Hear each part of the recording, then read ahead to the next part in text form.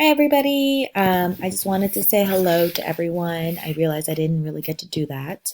Um, so I want to say hello, Hauji. Hello, Ricardo. Hello, Ana Luz. Hello, Celeste. Hello, Jorge. Hello, Rosemary.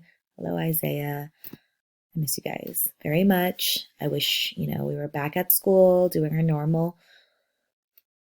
schedule, but, for now, we just got to stay at home, keep everyone safe. So, um, until then, I hope you guys are enjoying time with your family. I hope you guys are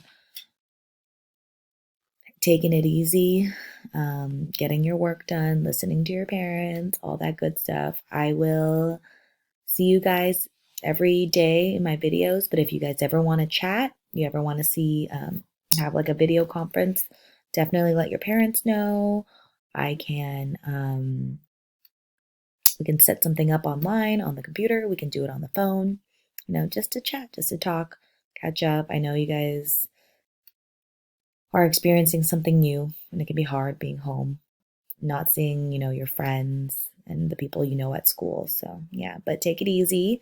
I also have a special message from Mr. Luan that he wanted to send you, so you can check that out in the next video.